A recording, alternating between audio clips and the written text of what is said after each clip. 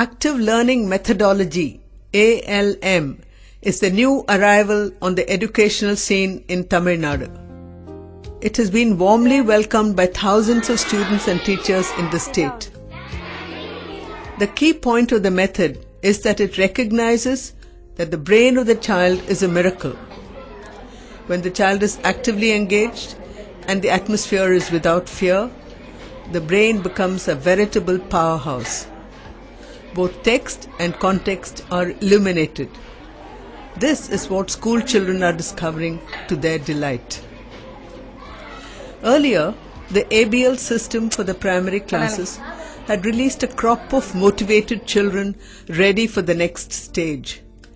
In the active search for an innovative method for classes 6, 7 and 8, ALM was identified by the Sarva Shiksha Abhiyan. Children do not learn simply by listening in the classroom. Children will have to read, understand, comprehend, reflect, and above all, will have to interact with fellow students and teachers. ALM offers scope for all these aspects of learning in the classroom. It simply unleashes the learner from the child. It transforms the classroom process and the culture into active learning. I am grateful to the School of Krishnamurthy Foundation of India for having developed this methodology and shared this with us. The initial energy for this innovation came from the school KFI, the Krishnamurthy Foundation of India, located in the city of Chennai. The administrative and supervisory cadres of the state in education, especially the block resource trainers, recognized the immense potential of the method. They worked over several months in collaboration with the teachers of the school to develop the nuts and bolts. The same classrooms, the same teachers, and the same textbooks. What then is new in this method, and how is it different? When presented with a new idea of fact, the most important activity starts in the brain of the child. ALM has transformed this principle into a distinct pedagogic structure. Active learning is just that, active learning. Children are involved actively in the process of learning. When ALM is in use, the children work individually and in groups, and the teacher's voice is heard only in the first 10 minutes and the last 5 minutes of the class period.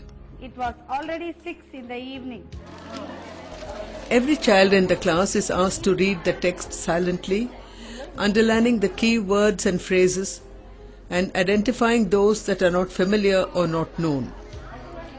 The student can straight away ask a classmate for the meaning or go to the teacher for it.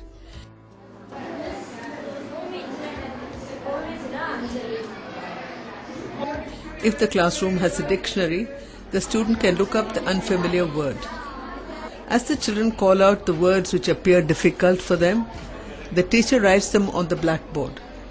Part of the blackboard thus becomes an impromptu dictionary for that lesson.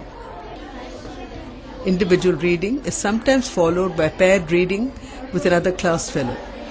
The reading activity may also be extended to a group of 4. This process of making reading shared and interactive leads slowly but surely to the consolidation of the material that is read. There is no compulsion for all children to read at the same pace. The teacher assumes that there will be variations in the children's style and speed of learning. The most tangible aspect of the new method is the child's drawing a mind map after reading a particular lesson. The mind map is a visual summary and could be considered an alternative to taking notes. It enables the child to make images of the content in black and white or color and offers scope for creativity. Mind mapping helps the students to arrange their understanding of the content into the main theme and sub-themes. The linkages, as the individual child sees them, can, for example, be indicated by using the metaphor of a tree with branches. The mind mapping exercise substantiates the pedagogic principle that student learning depends on what the students do rather than on what the teacher says. இதான் என்னோட மனவரைபடம். சுதந்திரம் 1947 ஆண்டு August 15 நமக்கு கிடைச்சது. இதை எப்படி வரையலாம்னு யோசிச்சேன். கூண்டுல இருந்து கிளி பறக்கிற மாதிரி சுதந்திரமா பறக்கிற மாதிரி வரைஞ்சேன். It releases them from the word trap of the curriculum. Children do not need to learn by rote since they understand and interpret the text. They sense the meaning of the adage that one picture is worth 1,000 words. As a tool of learning, the mind map is unique and seems to be the activity enjoyed most by the children.